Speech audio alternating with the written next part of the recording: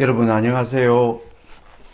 글로벌 이슈스라는 에피소드를 새로 시작을 하려고 합니다. 이미 시작하고 있는 에피소드 mRNA나 조사심판 크라우드 펀딩과 함께 병행해서 시작할 거고요.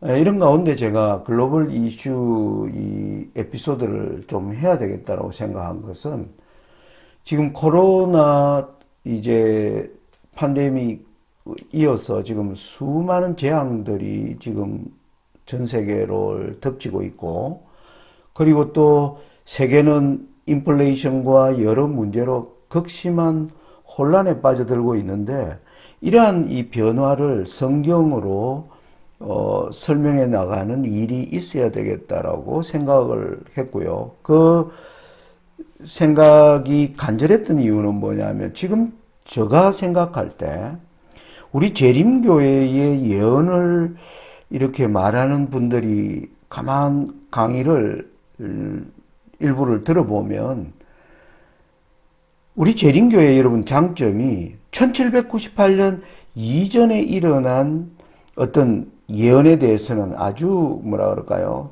잘 설명하고 있고, 또 엘렌 지 화이트로 말미암아 주신 예언의 신에 또 여러 정언들이 함께 포함되어 있기 때문에 아주 탁월한, 다른 개신교에 비해서 어떤 탁월한 예언적 시각을 가지고 있다, 이런 우리가 일반적인 평가를 받고 있지 않습니까? 그런데 1798년 이후 19세기, 20세기, 21세기 이런 변화에 대하여 우리 재림교회는 일요일 휴업릭이라는 큰 사건을 중심으로만 이렇게 주목해 왔지, 이 변화에 대하여 별로 연구가 되어 있지 않다 보니까 지금 이 시대에 급변하는 이걸 해석하기 위해서 예언 전문가들이 주로 개신교회에 예언하는 것들을 많이 이렇게 유튜브나 이런 데 따와가지고 마지막 교환권 적 그리스도와 연결해서 이렇게 해석하는 것을 제가 자주 보게 됩니다. 한마디로 얘기하면 짬뽕이죠. 혼합입니다. 아주 잘못된 방향이라는 생각이 들어서, 우리가 이 성경적으로 우리가 가진 하나님이 우리에게 보여주신 예언의 빛에 따라서 우리 시대를 해석하는 그런 작은 시도가 있어야 되겠다, 그런 생각에서 이 글로벌 이슈라는 에피소드를 진행하게 되었습니다.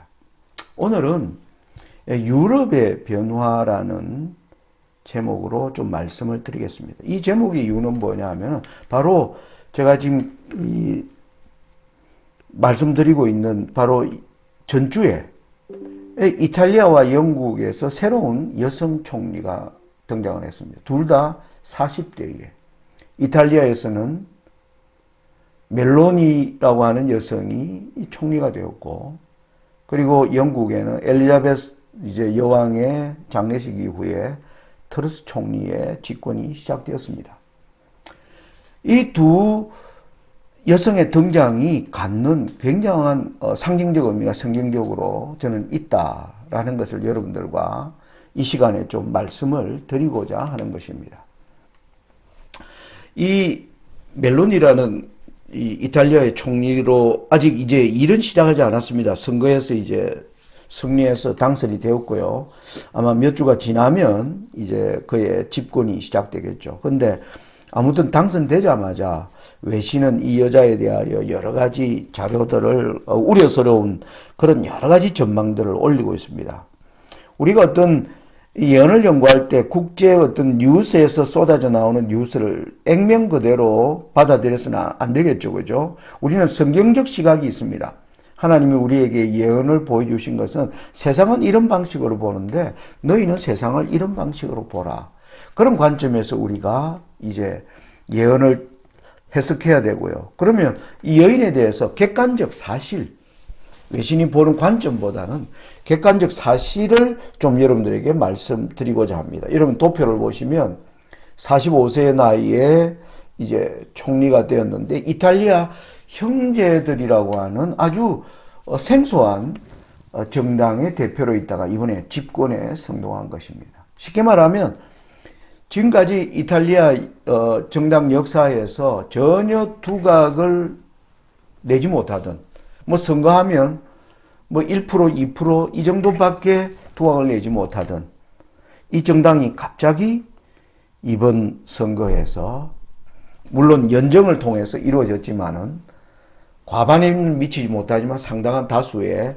국민들의 지지를 받아서 이제 집권에 성공한 것입니다. 근데 이 여자의 이력이 특이한 게 뭐냐면은 30대 때 이제 정치에 뛰어들었고, 이전에 이탈리아의 벨라루스코니 총리 시절에 장관도 했고요. 그런데 이 여인의 정치 이데올로기가 뭐냐면은 파시즘에 입각한 그 사상을 신봉하는 여인이다라는 게 특징입니다. 여기 보면 15살 때 네오 파시스트 성향의 이탈리아 사회 운동에 뛰어들어서 정치를 시작했다. 그건 사실이에요. 그래서 계속 이분들이 정치하면서 계속 유로, 통합 유로가 지향하는 방향과는 굉장히 반대되는, 그리고 급진적인 이런 성향들을 계속 보임으로 말미암아 유럽에서는 이 여자가 집권을 한다면 굉장히 위험스러운 인물이 될 것이다. 이런 이제, 그러면서 여자 무솔리니가 유럽에서 갖는, 유럽 사람들이 갖는 이미지가 있지 않습니까? 파시즘 정당을 일으켜서 2차 세계대전을 일으켜 유럽을 아주 전무후무한 혼란에 빠뜨린 장본인, 그런 무솔리니를 이 여자가 신봉하고 있다. 이런 사람이 총리가 된 것입니다. 여러분, 이탈리아라고 나라가, 여러분 지도를 보시면 이탈리아는 이전 고대시대 로마가 다스리던, 근데 로마가 뭐였습니까? 5세기에 멸망했습니다. 동로마는 남았지만, 동로마는 그런데 기반이 여러분 그리스나 터키를 기반으로 이미 자리를 옮겼고요. 오늘날 이탈리아 반도를 중심으로 세상을 다스린 로마는 서로마입니다. 그래서 서로마가 5세기에 몰락한 이후에 로마에는 변변한 어떤 거대한 힘을 가진 왕조가 출현하지 않았습니다. 예를 들면 여러분, 프랑스에는 유명한 부르봉 왕조, 오스트리아에는 합스부르크 왕조, 이 굉장한 오랜 시간, 장기간 유럽 사회에 영향을 끼친 이런 왕조가 이탈리아에는 없고, 군소 왕조들이 할거하는 시대가 1000년 이상 동안 지속되었죠. 그 이유는 교황이 또 통치하고 있는 주류 땅이었기 때문이기도 하겠습니다.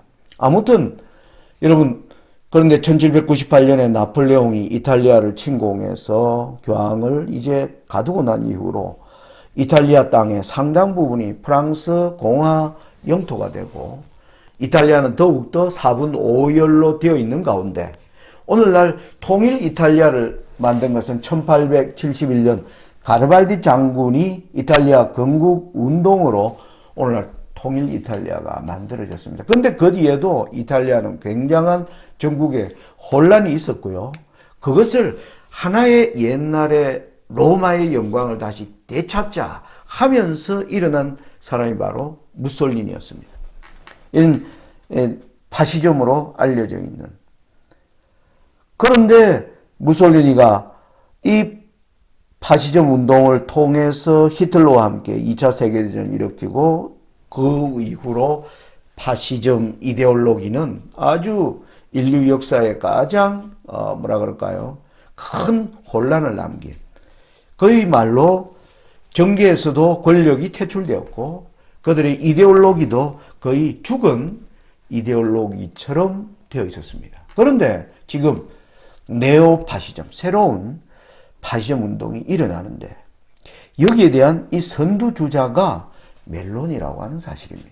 그런데 이런 운동을 일으키는 이 정당들이 소수 사람들의 지지를 받고 있었는데, 이번에 압도적 다수의 지배를 받으면서 드디어 이탈리아의 이제 총리로 올라왔다는 것입니다. 여러분, 이탈리아라는 나라가 유럽에서 갖는 오늘날 위치는 경제금으로 4위에 해당하고 있고, 세계 글로벌 리더 G7에 이탈리아가 포함되어 있는 굉장히 영향력이 있고, 또 거기에 바티칸이 바로 이 이탈리아 로마 땅에 있는 관계로 이탈리아가 주는 변화가 상당한 의미가 있다라는 생각을 하는 것입니다.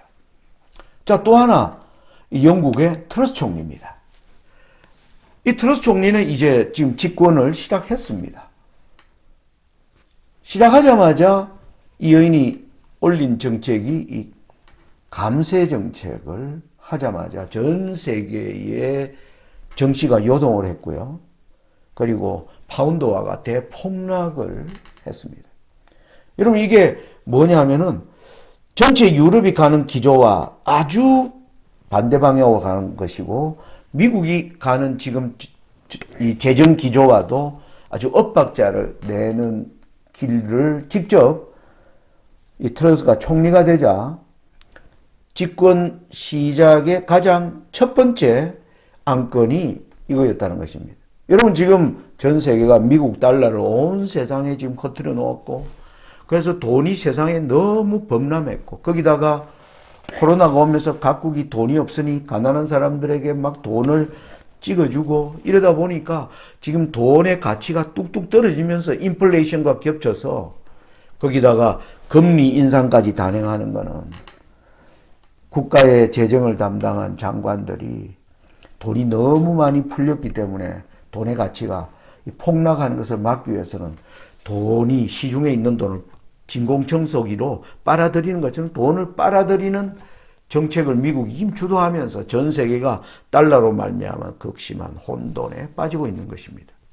아무튼 미국이 주도하는 것은 시중에 흡수되어 있는 돈을 빨아들이는 정책인데, 트러스는 정반대죠. 감세 정책. 돈을 오히려 뭡니까? 더 뿌리는 정책이 오면서 결국 달러와 패권에 영국이 침몰할 것이다 생각해서 파운드화가 완전히 하락하면서 이 트러스 총리가 향후에 어떤 식으로 진행할 것인가는 아직 우리가 좀 더 지켜봐야 하는 상황입니다.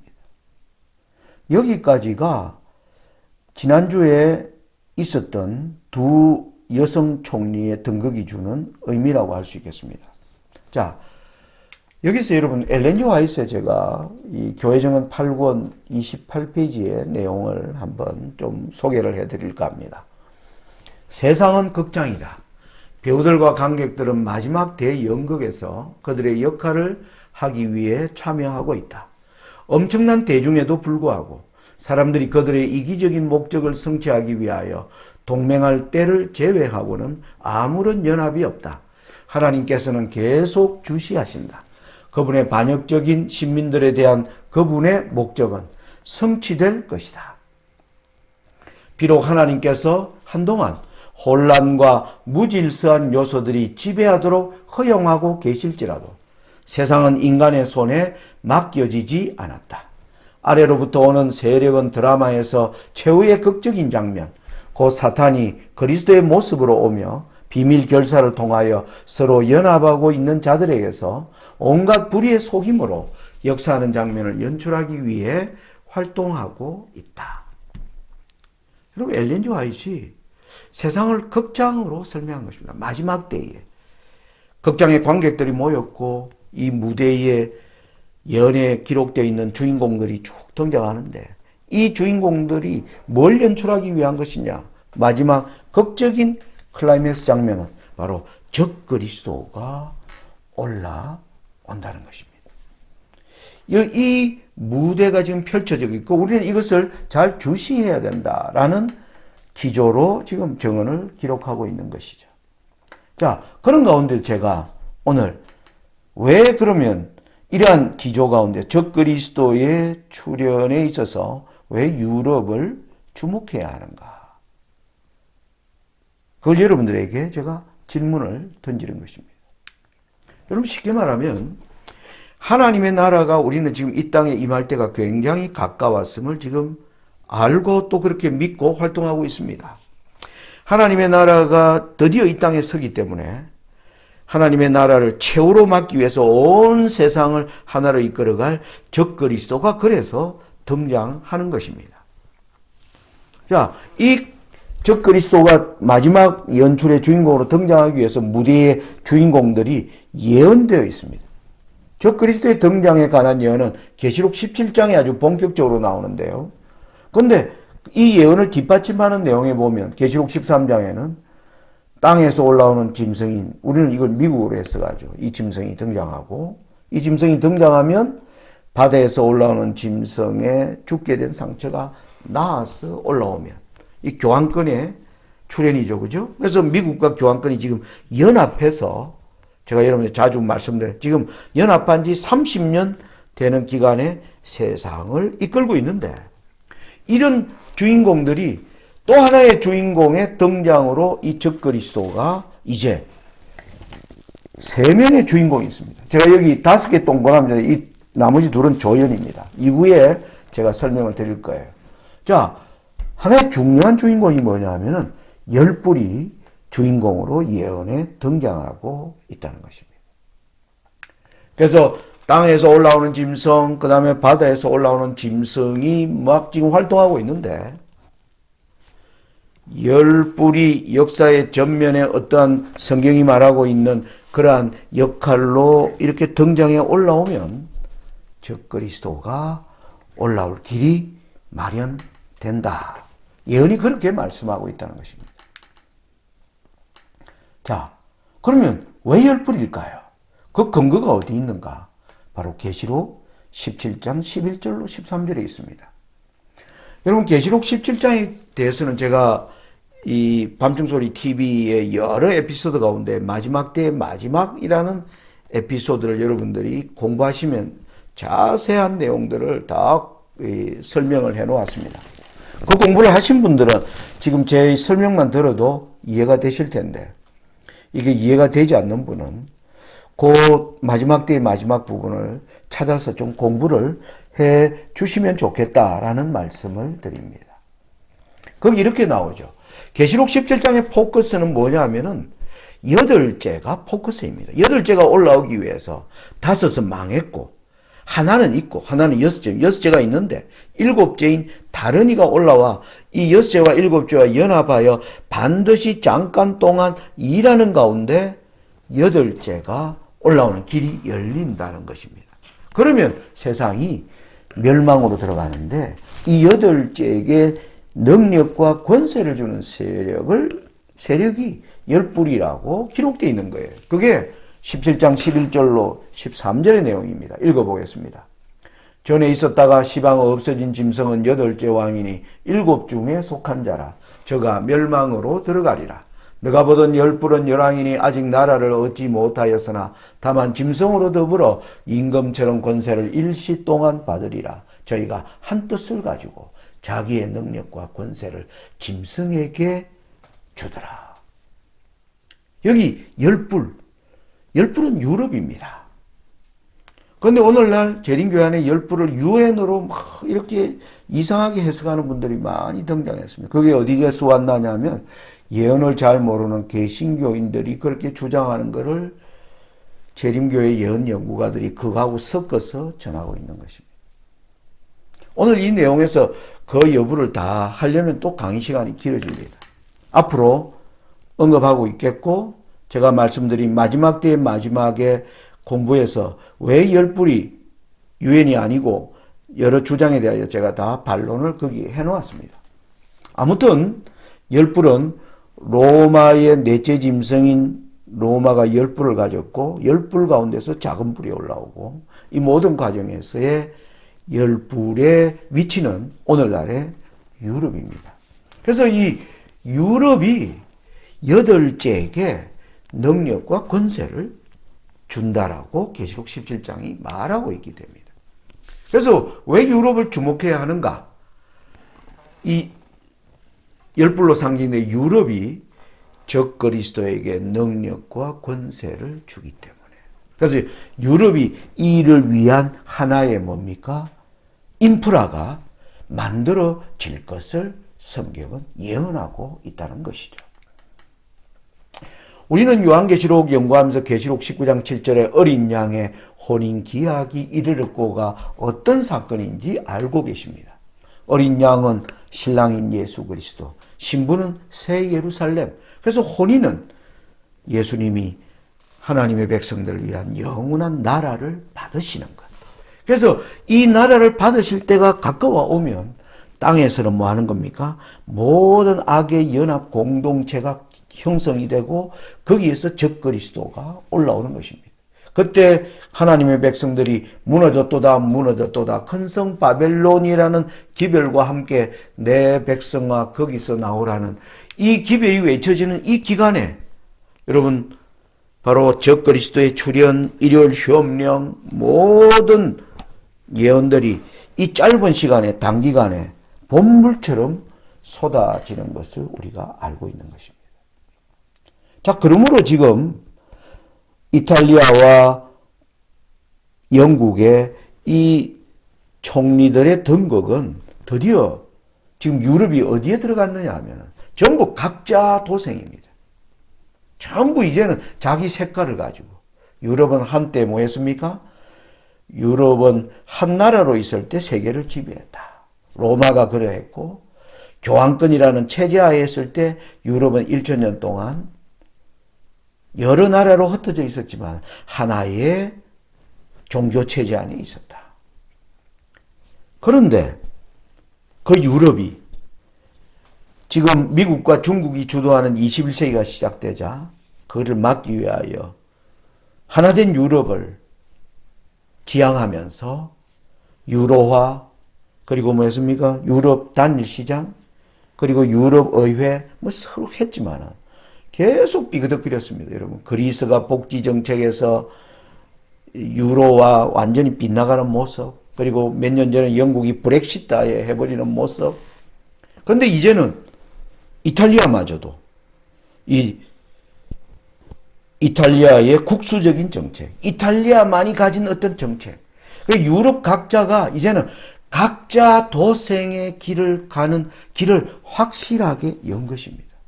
왜 각자 도생으로 갈까요?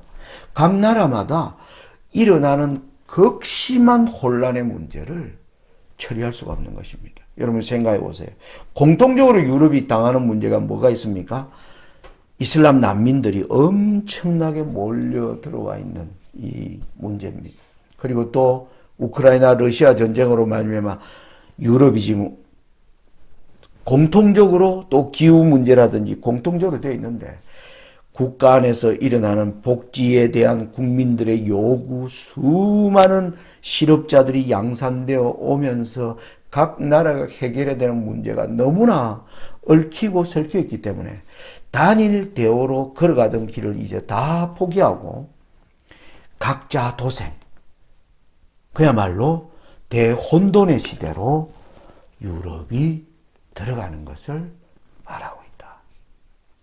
이 대혼돈에 유럽이 들어갈 때 적그리스도의 길이 열리게 되었습니다. 이제 앞으로 이슈를 통해서 자세하게 좀 짚어 나가도록 하겠습니다. 오늘 첫 번째 에피소드를 마치면서 제가 오늘 첫 번째 에피소드 주제는 그겁니다. 유럽이 이제 단일화를 다 포기한 거나 마찬가지입니다. 될 수가 없는 그래서 이제는 엄청난 혼란의 시대로 들어가는 것을 알리는 아주 상징적 사건이 지난주에 일어났다. 여러분 다니엘 2장에 보면 잘 하시는 말씀입니다. 느부갓네살에게 꿈을 해석해 주면서 철과 진흙이 섞인 것을 보셨은즉 그들이 다른 인종과 서로 섞일 것이나 피차에 합하지 아니함이 철과 진흙이 합하지 않은 것 같으리이다. 이 열왕의 때에 하늘의 하나님이 한 나라를 세우시리니 이것은 영원히 망하지도 아니할 것이요 그 국권이 다른 백성에게로 돌아가지도 아니할 것이요 도리어 이 모든 나라를 쳐서 멸하고 영원히 쓸 것이라. 이 열불로 대선된 이 나라들이 전부 뿔뿔이 흩어지는 이 열왕의 때에 하늘의 하나님이 한 나라를 세우시겠다. 지금 저와 여러분은 바로 하나님의 나라가 이 땅에 바야흐로 세워지려고 하는 아주 엄숙한 때를 살고 있습니다. 여러분들이 이럴 때일수록 더욱더 예언을 연구하시고 예언이 보여주는 빛을 따라 세상을 이해하시고 사람들에게 증거하는 저와 여러분들이 되시기를 바라는 마음으로 첫 번째 에피소드를 마칩니다. 감사합니다.